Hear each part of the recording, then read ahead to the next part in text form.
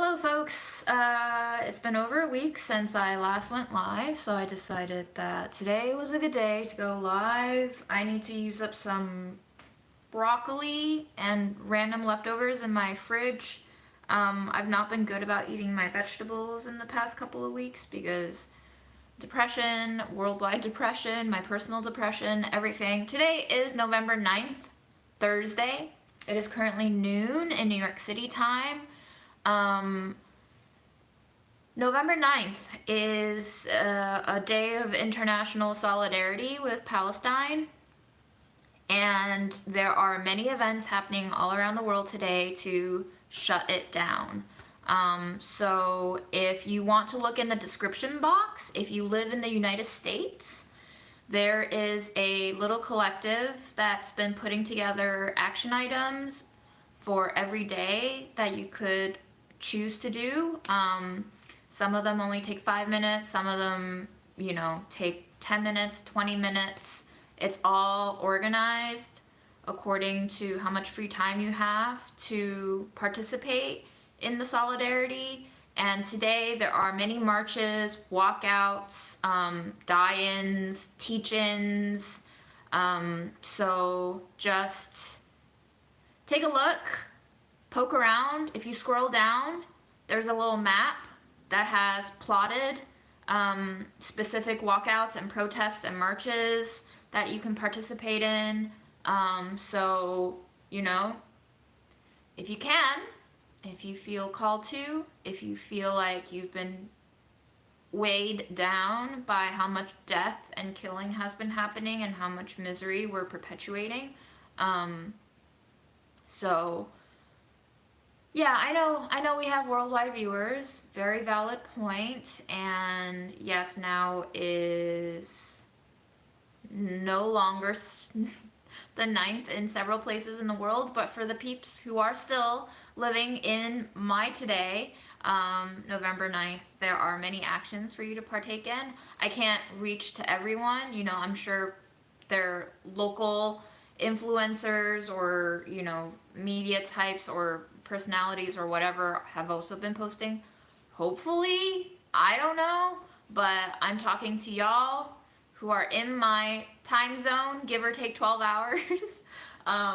So yes, and if you want to be in person and you can't, there are many other ways for you to participate. So I dropped a link down in the description box to this live if you want to click in. If you live in the States, there are ways to call up your Congress people. I've been calling up Chuck Schumer, one of my 2 senators for New York State, and his mailbox is full. There's no one picking up. I send him emails. There's been not even an automatic reply to those emails. So either he's completely signed off the face of the earth regarding reaching back to his constituents and he just doesn't care, or, oh, my timer's going off, BRB, or he's just a mess. Either way, I don't know, but we need to unseat so many of these Congress people who are just totally not responsive to anything, huh? Except money. They're responsive to money.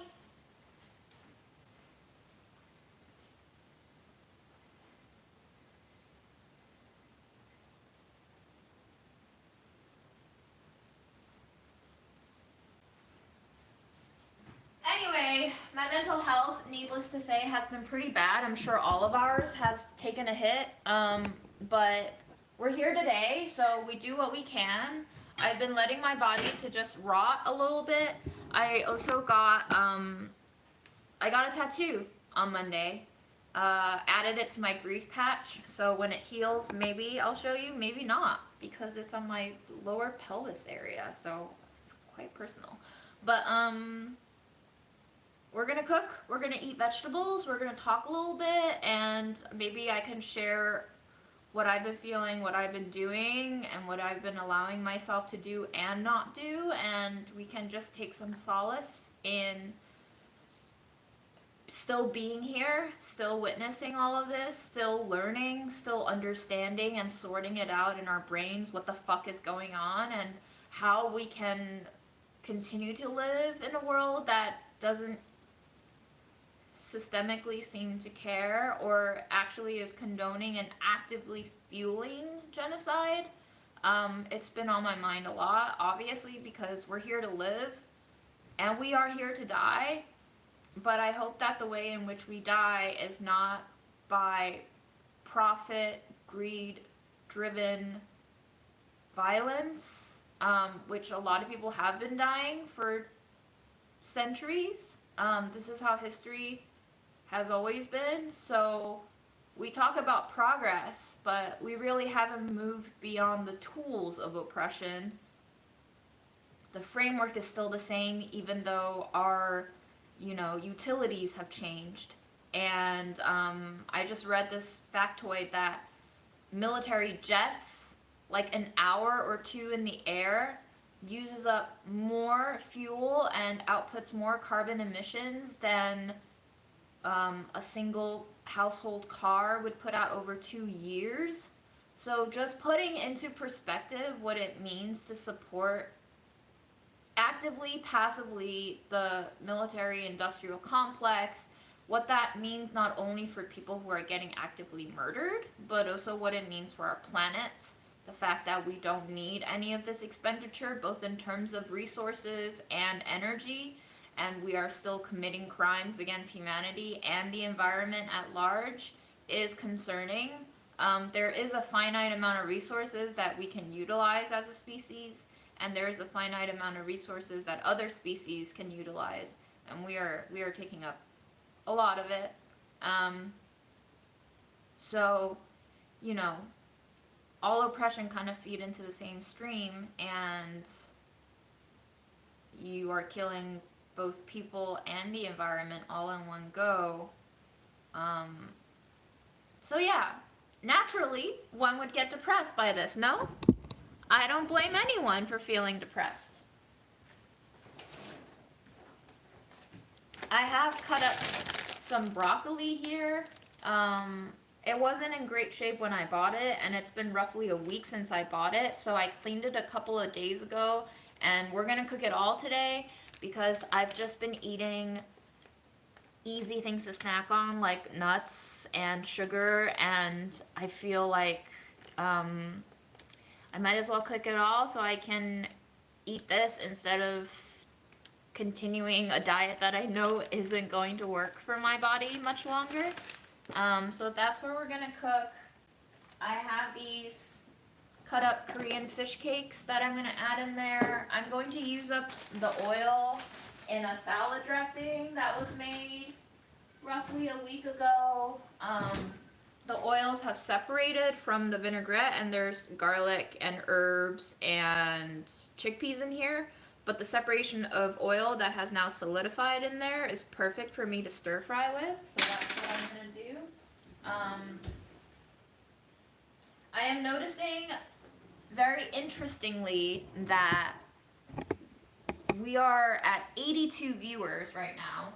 I don't know if that's because everyone is doing something else at this time. I don't know if this is a bad time. But I don't think I've ever had a live stream with under 100 viewers in recent memory. I am noticing that my Instagram stories have dipped from almost 2,500 views per story to about 500 to 600. So I'm sitting at 25% viewership on my Instagram stories. And there's nothing to do about that. If the algorithms are running that way, if they've programmed the algorithms to run that way, then that's the game that we have to play. And 86 people watching is still 86 people watching, so this is the world we live in. I'm just drawing attention to the numbers so that we don't forget what's going on, so that we don't forget about the taking away gradually of freedom of speech.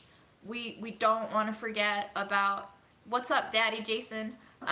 We don't want to forget what's happening right in front of our eyes. As we witness it, we must speak it so that we don't get used to it.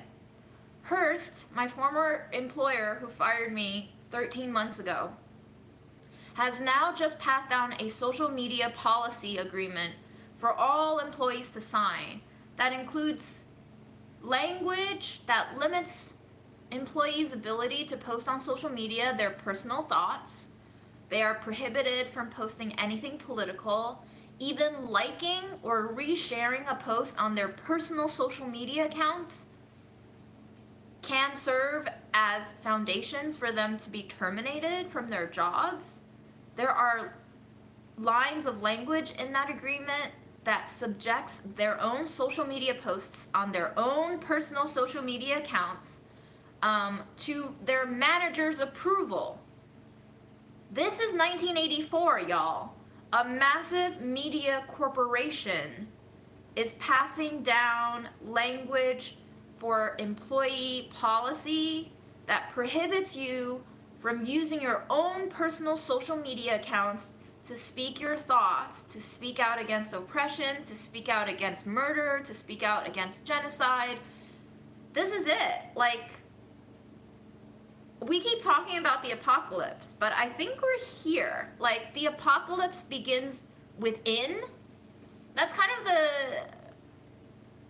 of the metaphor of zombie movies, you know? The transformation begins with you. You get infected by a bite, and then you turn into the zombie. We become monsters from the inside out. We are infected by an external attack. Then we internalize it and transform ourselves to adapt to the new situation. You are either running from the zombies or you become one. So do you want to be a zombie, I guess, is the question of the day.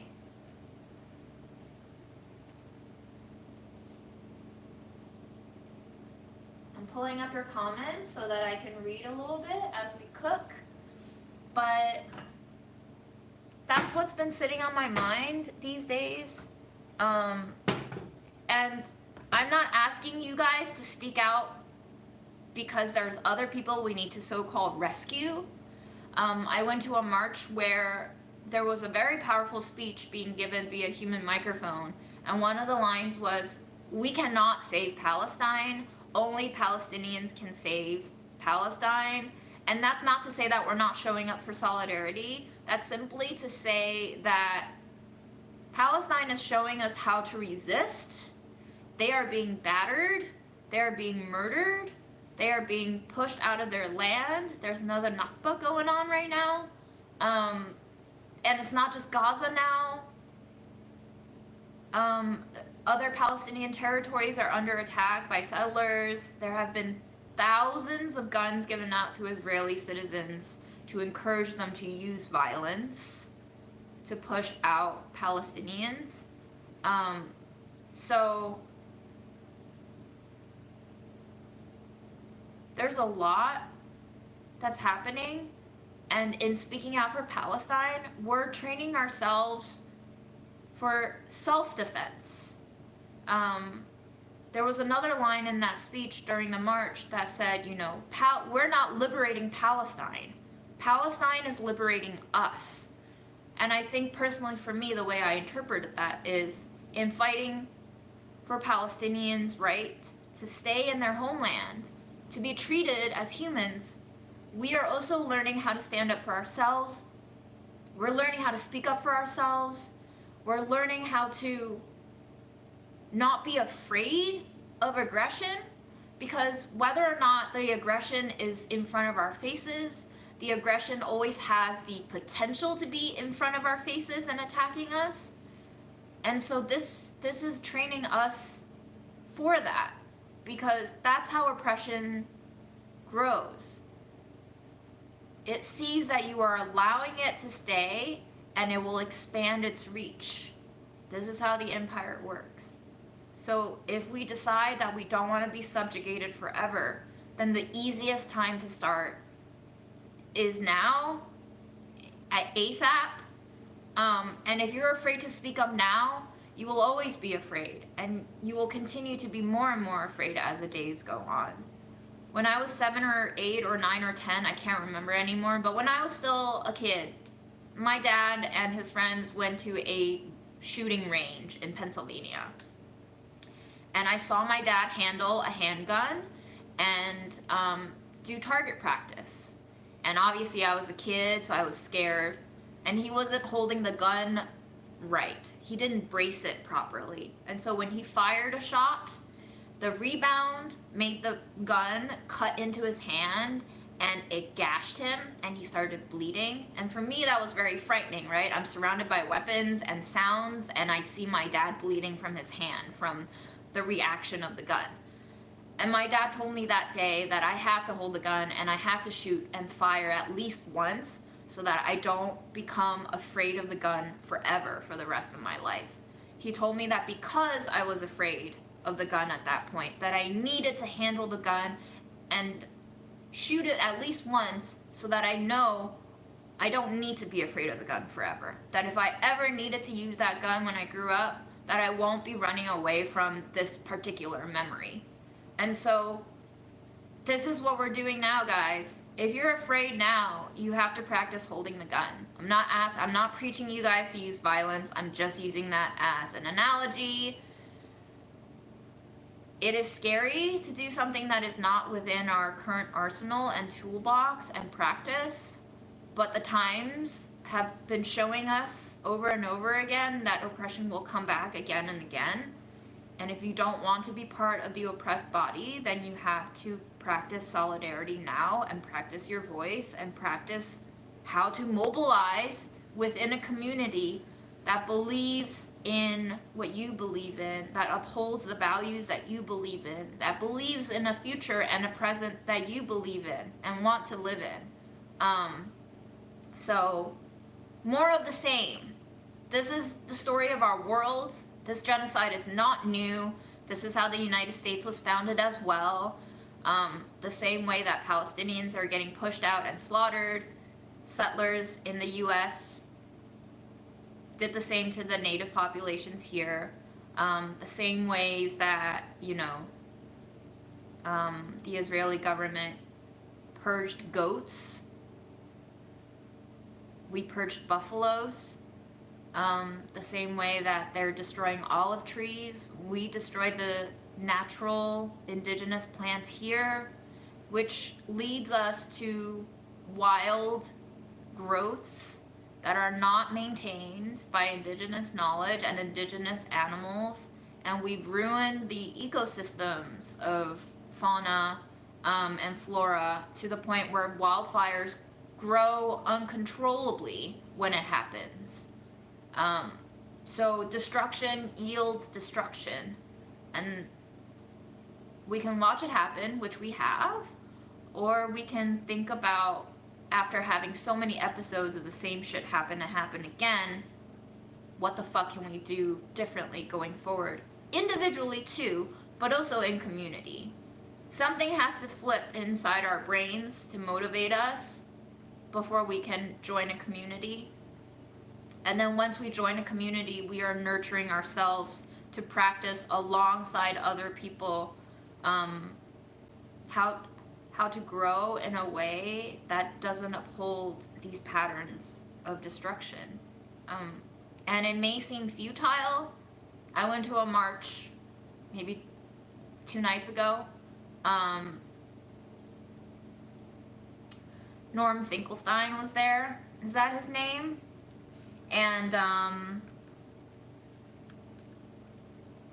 he started talking to all the protesters who were very young, mostly undergrad and grad students, and he said, you're out here tonight. It's midnight, by the way, in Brooklyn. We were outside Chuck Schumer, our beloved New York senator's apartment, and he said,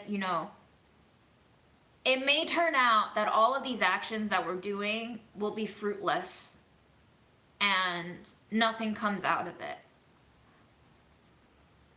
But it also shows me that we all believe we can't just witness and do nothing, because we have to do something, anything, to ground ourselves, and I'm paraphrasing here, but to ground ourselves in the reality that we can't stand doing nothing, knowing all of this is going on. And so you just have to pick and choose what you can do on any given day and do it. It's no longer really, it's never been really just for Palestinians and for the Palestinian liberation cause. It's always been for all of us, because no one is free until we're all free. And all of us are not free right now. So, do what you can. Make sure you're taking care of yourselves, because we are all singular microcosms of the macrocosm. If you're suffering, you are a reflection of all that is beyond you that is suffering. And so to be taking care of yourselves is also to be taking care of the macrocosm. Start here, eat your vegetables, which we're about to do. Get your sleep, find community, and really encourage yourself to direct the miserable feelings from witnessing all of this horror into encouragement for righting our path. It's not just righting a singular wrong, it's righting our entire path.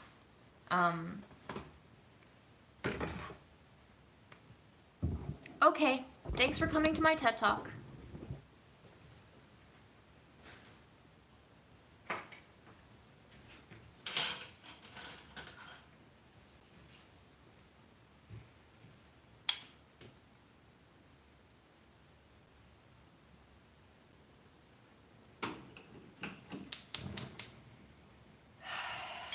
Yep, there's a lot that's going on in the world.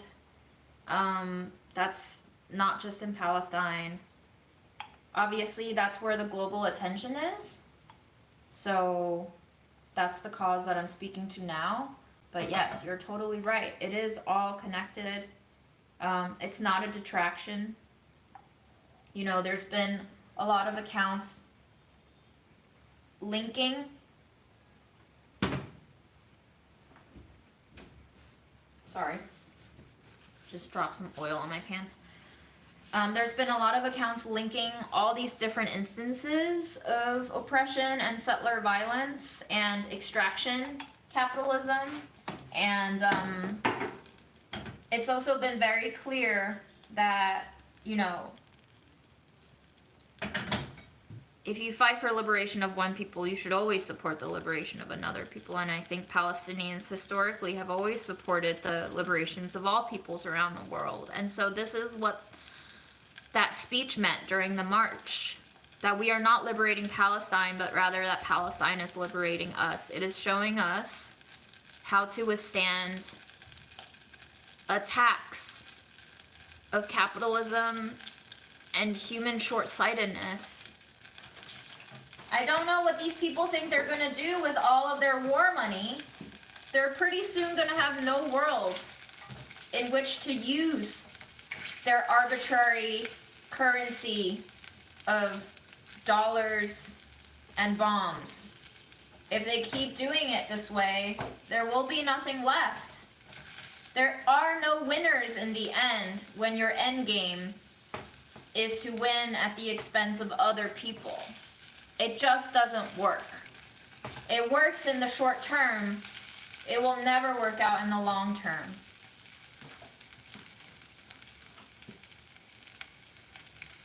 If you have broccoli that has a bitter taste to it, I would recommend that you taste the broccoli raw. Sometimes if you buy old broccoli where it's turned yellow, it started turning different colors, it looks less vibrantly green, it's overgrown, it's too old, and you'll get a sense of bitterness even when you eat it raw. Raw broccoli should always have a natural curve of sweetness underlying the vegetable kind of bitterness. I would recommend that you just season it well. Maybe add a touch of sugar too.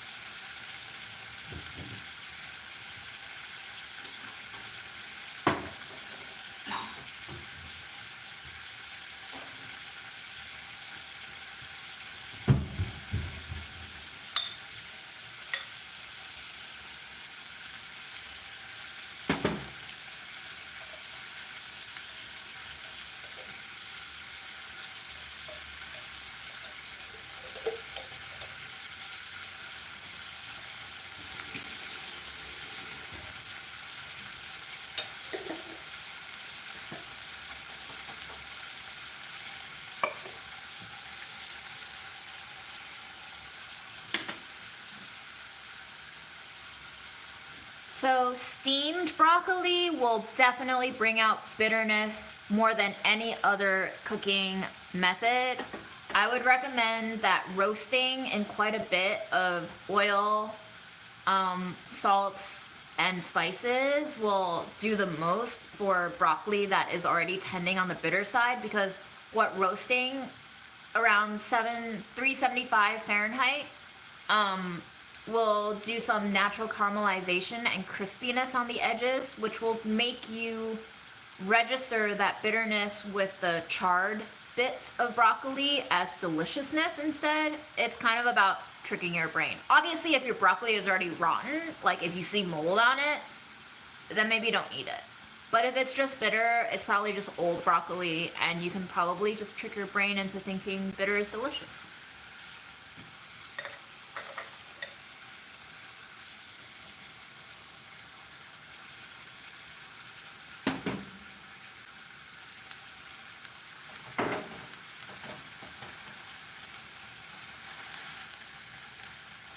I have not made any more microwaved broccoli.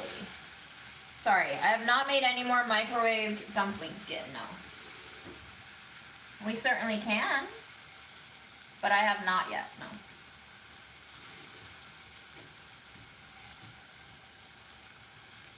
Hi, Czech Republic. How is it? How is it over there?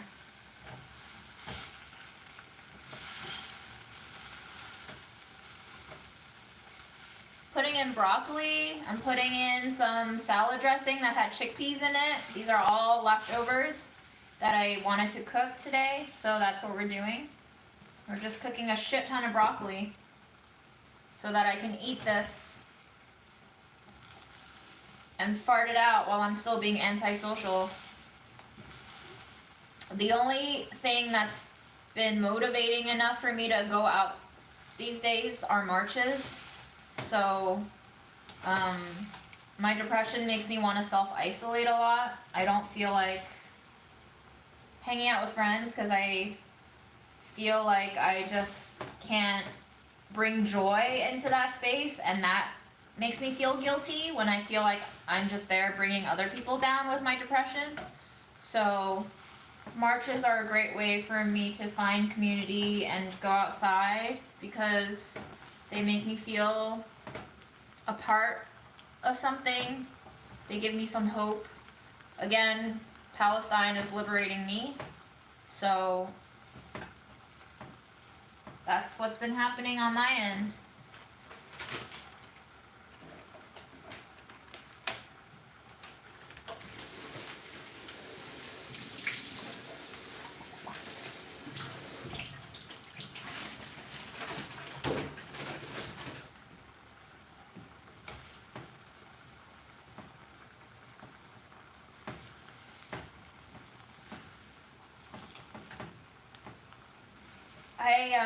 There's obviously so many hard to watch videos of casualties, of the wounded, audio of people suffering and mourning, but there's also videos of resilience. I saw this video of a little boy standing with his cat, and the cat looked fucking traumatized, y'all. Like, the cat's eyes and pupils were all dilated, and I've never seen such a docile cat just being handled by what looks to be like a 7 or 8 or 9-year-old. And he had 2 friends petting the cat while he was speaking to the camera, and over 10,000 people have died just in Gaza alone, not even counting the other territories and countries that this violence has spilled over into. But there are still so many people who are surviving. And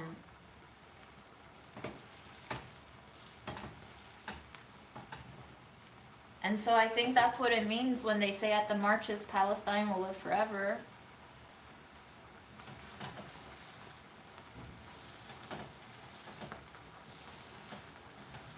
It can be hard to believe in some of the chants seeing how much official political condoning and enabling has been taking place regarding this violence. But I think I'm starting to understand it.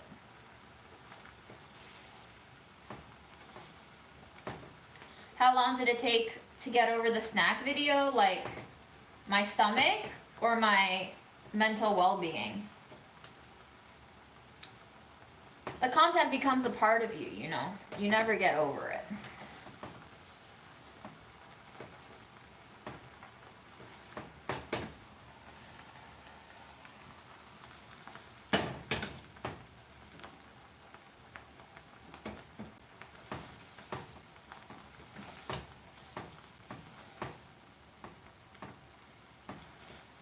It's been really hard for me to concentrate on work because it doesn't feel like anything really matters all that much. But I have been doing work, just a little bit slower. I've also been part of solidarity chat groups that are very just people coming together to see what they can share in terms of resources, information, events details. People coming together to ask for help, to join their other groups that need, you know, crowd contributions, maps that are being plotted with different events. So just trying to pitch in what I can and tie myself into a group action has been really good for my personal mental health. It gives the despair and hopelessness an antidote, and taking into account all these snippets of wisdom, grounded, humbling inspiration, things like we are not liberating Palestine, Palestine is liberating us, things like this might all amount to nothing, but we must still do it. Because we know it is the right thing to do.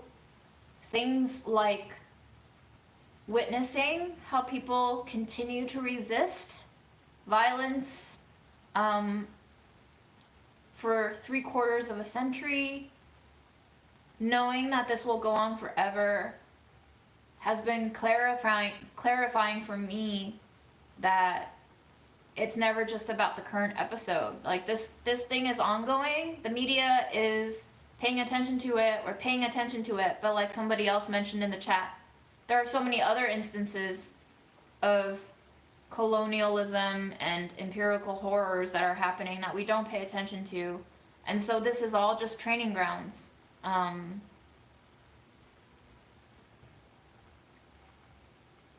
Why don't you try to cook Palestinian food?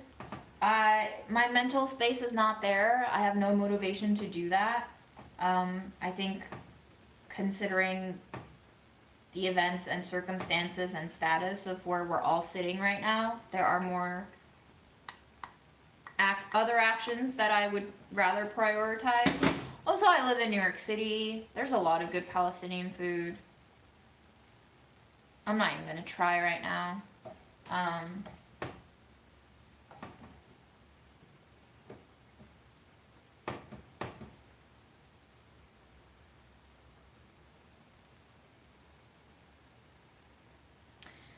Beck Moss says, the propaganda machine has my stepfather in a chokehold. It's hard to explain when he doesn't even know the difference between me saying Palestine and colonized Israel. There was someone asking in one of the chat groups that I've been in regarding daily actions for Palestine that we could be taking. That was basically saying, like, how do I talk to family members who just refuse to look beyond the media propaganda? And I said, you know, like, sometimes you just have to redirect your energies to people who are willing to be on board. It's a useless effort to push and convince because it just strengthens the opposition. Understanding the person that you're talking to's history, understanding their own interactions and relationships with different kinds of oppression might help you get through to them by creating parallels between the oppressions that they've experienced with ongoing oppressions now. But if they're not open to it, I have better things to do, is my mindset, you know? Like, I can't, there will always be opposition. That's just how the world works. And so I just need to choose and prioritize what I find more joy in, especially when joy is running low. If his church is feeding him this, then you have to realize that his church is his community. His community is integral to his identity. His identity's well-being rests on belonging in that in-group. And if you're asking him to step outside of the propaganda and the theories and the frameworks of that in-group, then you're also by default isolating him from his own identity. And that's why he's refusing to hear you out. It's so integral to who he is. He can't really deal with the cognitive dissonance right now. And we don't have to convince them. At least I don't think I have to convince everybody. I tried to convince my mom when she was still alive why voting for Trump was bad. I don't know if I convinced her or if I just discouraged her from voting, period. But looking back now, I'm like, that was really childish of me. I was looking back at some Facebook memories over almost like 9 or 10 years ago now, where I was talking with someone and he was trying to tell me that, like, Hillary is killery. And, you know, 10 years ago, I was innocent enough to believe that Hillary was for sure the better candidate. But now I know different. So we all change. We all have different perspectives. We will all become ready when we are ready.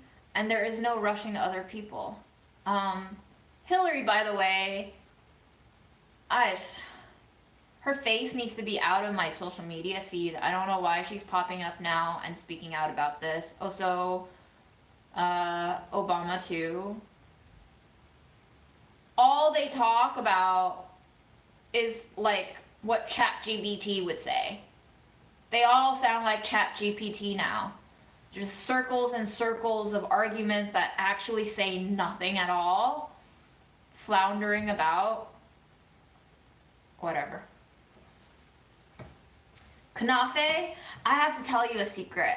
I don't actually like kanafe, but maybe that's just because I haven't had great kanafe, but there's something about warm, slightly soggy, moist, rich desserts that don't speak to me.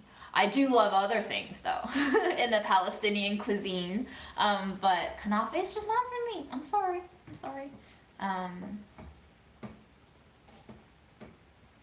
But maybe one day.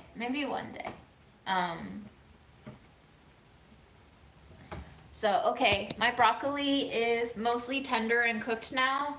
What I'm going to do is put in some of my fish cakes so that they can steam.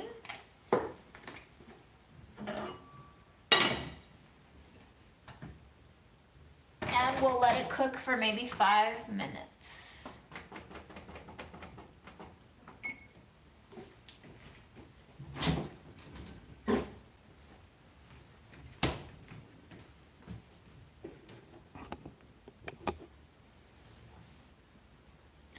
I'm 34 now.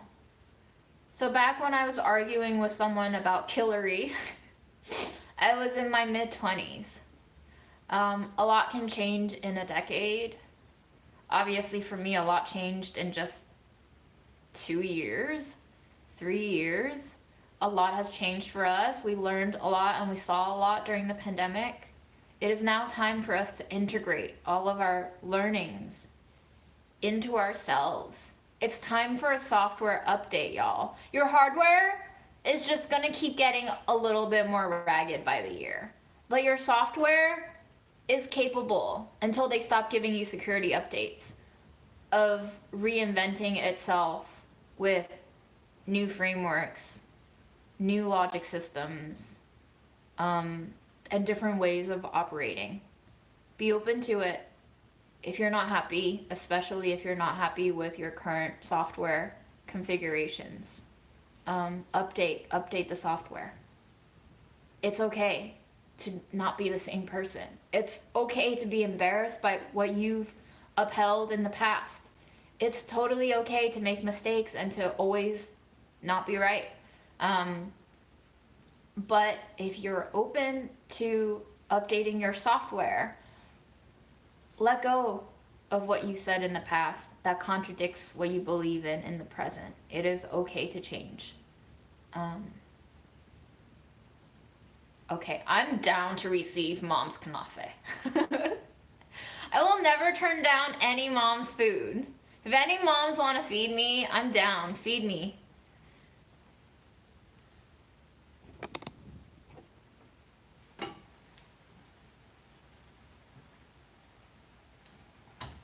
Your software has been telling you to self-destruct? Yeah, my software has been struggling too. I think we need a different update, you know? We need some patches. Patch updates.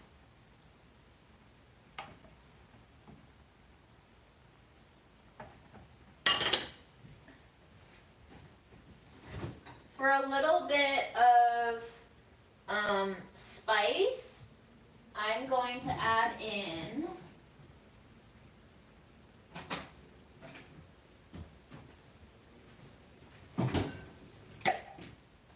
some of this really gross, you saw this in the taste test, we did not like this chili oil, but I've been using it to cook with. And I would like a little more fat in here. So let's add, we're gonna skim off like a tablespoon of the fat here and add it in.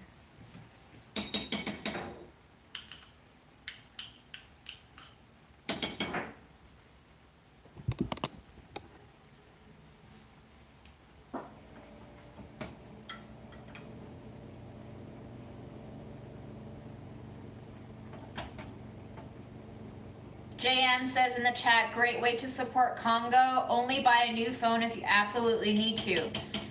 The way that our world functions now is to detach and disengage us from everything that connects and tethers us to the context of the world that we live in. Everything from food production to manufacturing technology and machines. All of the raw materials, we have no idea where they come from. We have no idea the work it takes to get chips into our phones and computers. We have no idea what it takes to get blueberries in a plastic container from thousands of miles away. We have no idea why there's bell peppers being shipped from like South Africa to New York City. I once bought bell peppers from South Africa. I don't know why, but they had South African stickers. This is our food system. This is our world. And by not knowing where we come from and where our stuff comes from, it becomes so much easier to exploit all of us into upgrade of materialistic things that aren't necessities, and to detach ourselves from recognizing what is actually necessary. Water is necessary. Not destroying plants indiscriminately is kind of necessary for survival. Not killing other people fundamentally is necessary for our survival, because when you kill whole groups of people, that breeds misunderstanding and hate, and groups people into simplistic thinking that everyone who was involved on that side is wrong. And that's how we have all these different kinds of hateisms. It's really hard to take a nuanced look at our world, because our world does not encourage nuance, because it is much easier for us to be boxed together and pitched against each other. It is much easier to control a whole group of people than it is to control individuals. But if we can pay attention to the individuality while still working as a community, that might get us closer to less depression.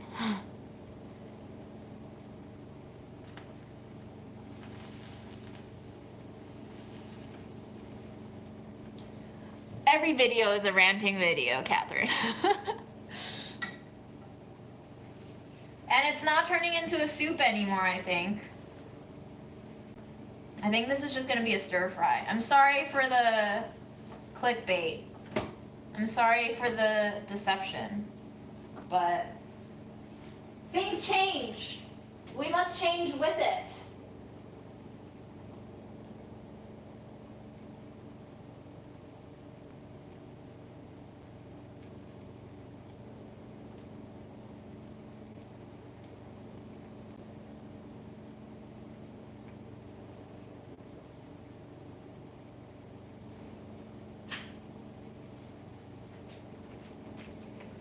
I'm gonna use some Cultahara chili spice blend. This has silk chili, wild mountain cumin, black lime, coriander, cardamom, cinnamon, and salt. So, smells really homey. Smells like a chili seasoning with 5 spice and pumpkin spice together. I don't know what warak enab is, but I'm down to be told what it is, or for someone to Google and copy and paste what it is.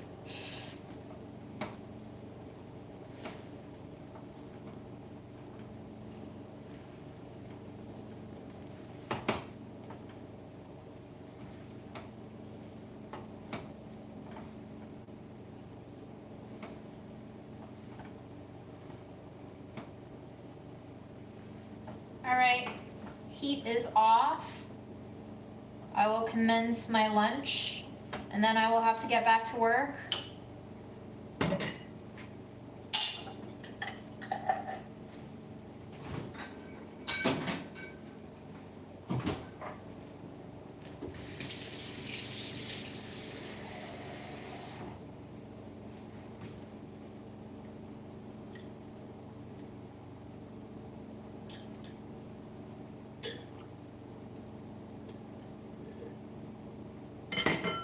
Well, if you think hate is everywhere and you know the antidote to hate, then you know what to do.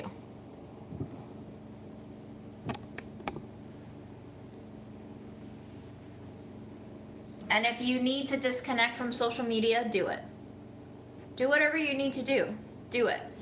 And also recognize that one action does not need to define all of your actions, that you are allowed to make contradictory choices and believe in illogical things, and there's no need to beat yourself down for it. But I think if you can reconnect with your gut instinct, you will know when something feels right to do. And if you can nurture what feels right to do more and more, and remember it's a lifelong practice, then hopefully you get to a place where you have exercised enough of following your gut instinct that you will allow yourself to finally live in alignment.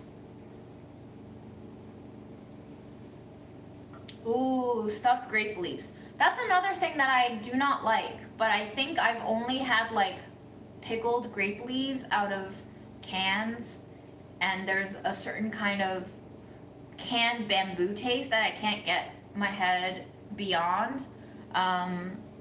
But that's not to say I don't like it, I just haven't had a version that I have enjoyed as much as I want to.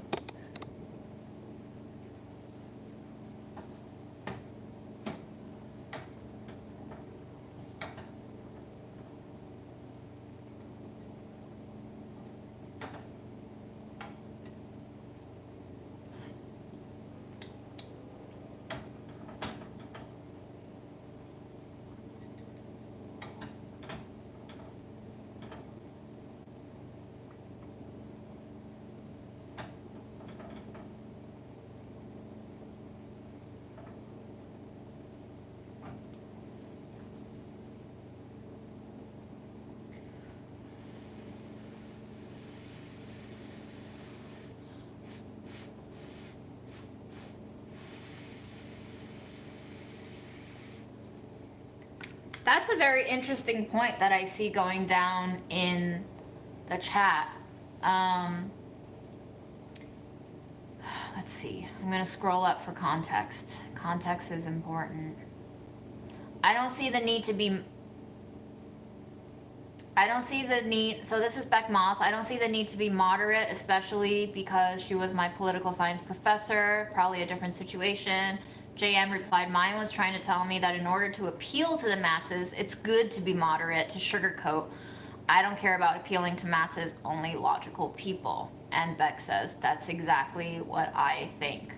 I think this is a really interesting conversation to have because American politics has always played it on the gamble that if you appeal to centrism, you will win elections, which I guess is true, but it's only true because we have a useless two-party system where most of the populace probably does not really agree with one candidate or another if they had the time and resource to actually look into these platforms and the histories of these politicians. We knew who Joe Biden was before we elected him. We also knew that he was running against someone that we didn't want more. So in a two-party system, of course we vote for Joe Biden. But we don't really want to vote for Joe Biden.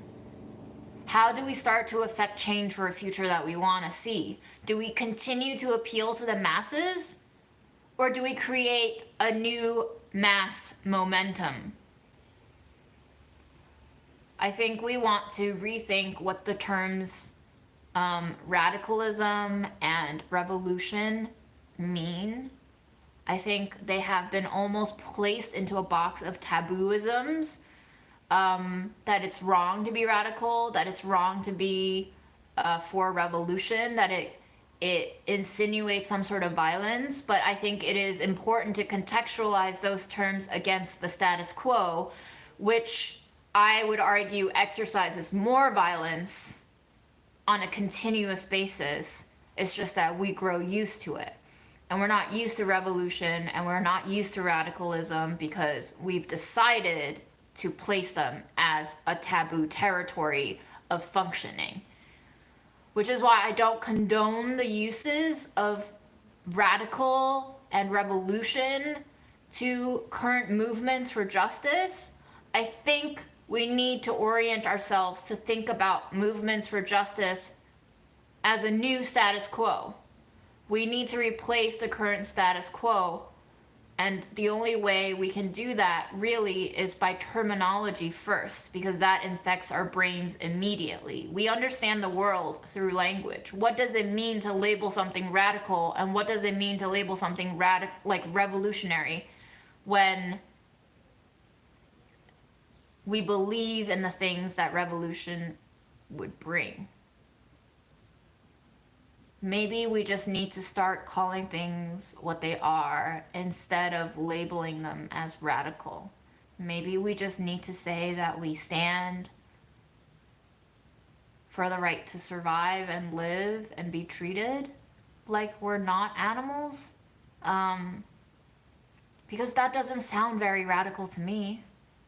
That doesn't sound very revolutionary to me.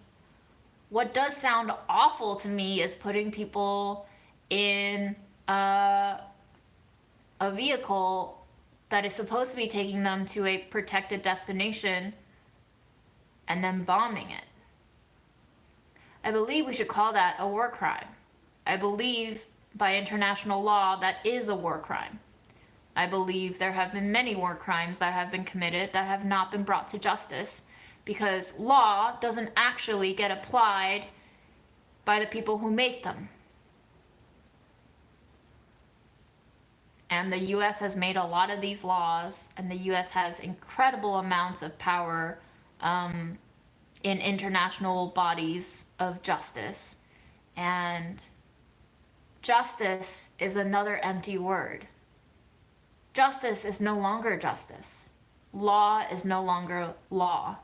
When law is not applied, it ceases to operate in its intended function. What does it mean when we commit war crimes but are not punished for it?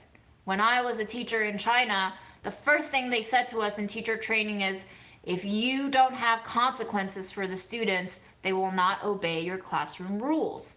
You must go into the classroom with a plan, or the students will have a plan for you.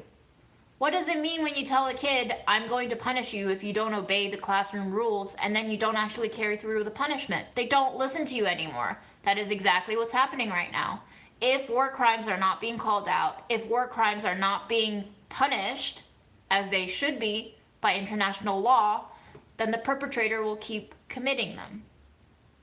We see this domestically too. People getting away with crimes that are not extended to all. Grace in our current legal system is selective.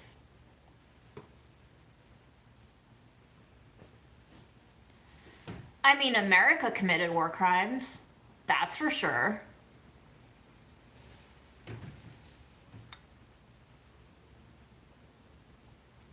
I also think we need to move beyond the labels of leftist, moderate, right, conservatives, liberals. They don't do anything except put us into boxes. I'm not saying I agree with the Republican Party's stances on policies, especially when they advocate for taking away our right to choose what we do to our own bodies. But I am also saying that always pointing the finger at conservatives or liberals don't actually achieve anything except waste our energies on fighting. We see the monster, and it is not the other political party. The monster is that we have been told to play a game that is not for us to win, even though they tell us we can. Even though they tell us that this is a fair game, it is not a fair game. And I think once we see beyond the game, we have to move beyond the game, and we have to stop playing the game. We have to do something else.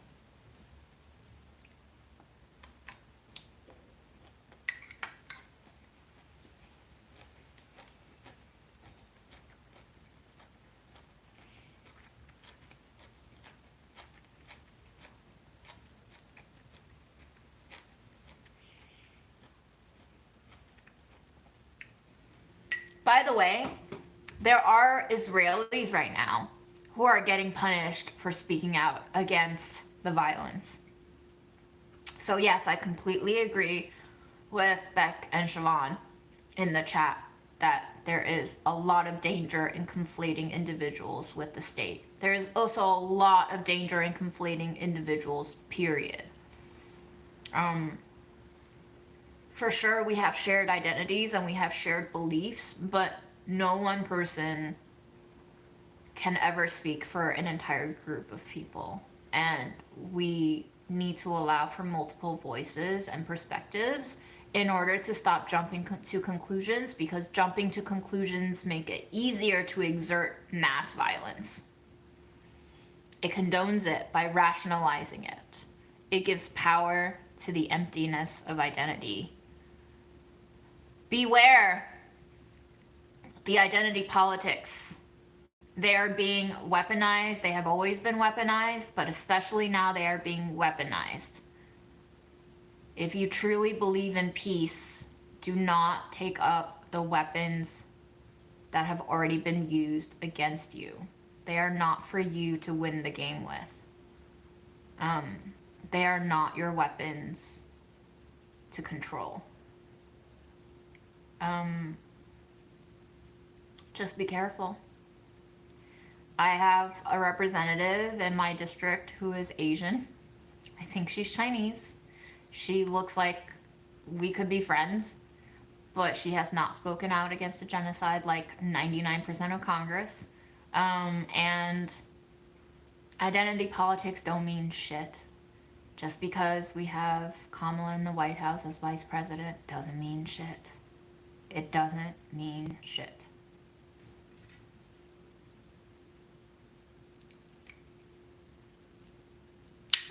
Beware the limitations on free speech happening everywhere right now. There is like French legislation too that makes it punishable to speak in favor of Palestinians. Like this is scary, y'all.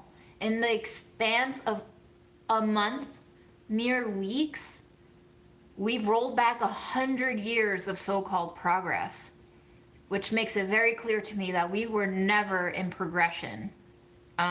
We have always been stuck in the past. We just managed to paint over it. And now the paint has been torn. Not only has it been peeling, but it's been actively torn down. And we can see that the past is still the present. So change the present. We can't change the past, but we have to move into the present in order to have a future. Otherwise, we'll always be stuck in the past. This is it. If you don't like the past, we gotta move beyond it.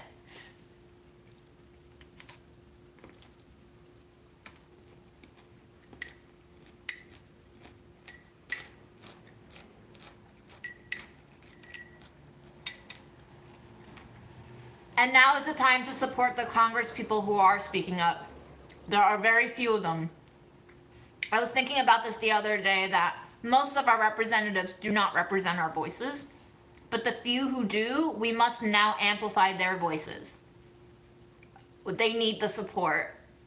So amplify them, especially people who are getting censured in Congress. Crazy talk, but it's happening in this democracy. Lots of scare quotes.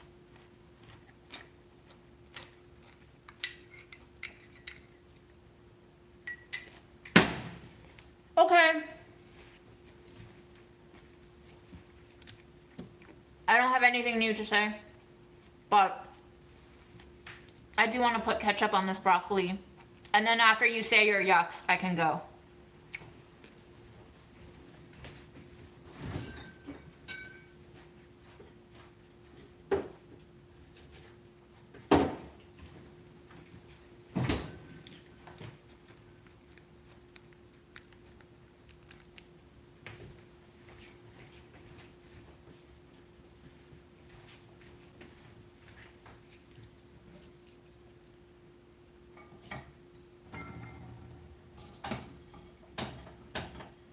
This is the moment where we see that we don't wait on politicians to speak for us. In a true democracy, we speak for ourselves, and we amplify the voices that speak for us.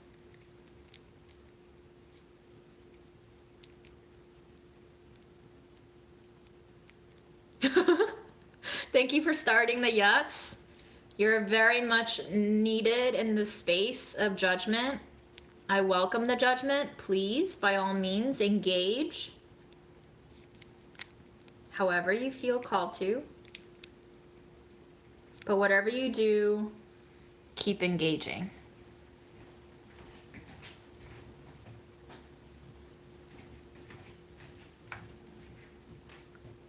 Take your breaks. Take care of yourselves. But don't disengage totally.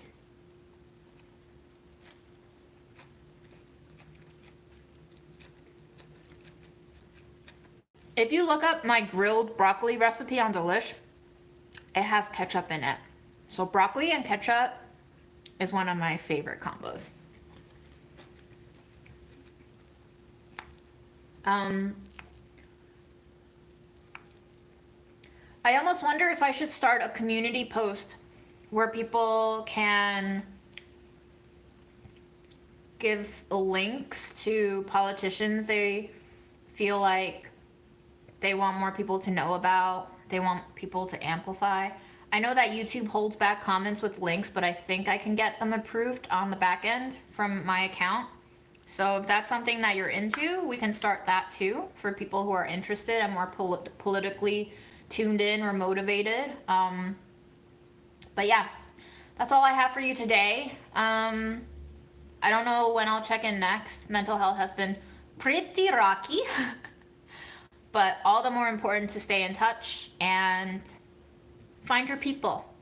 Find your strength, build your solidarity, keep living. This is until we die, guys. So pace yourselves. See you next time.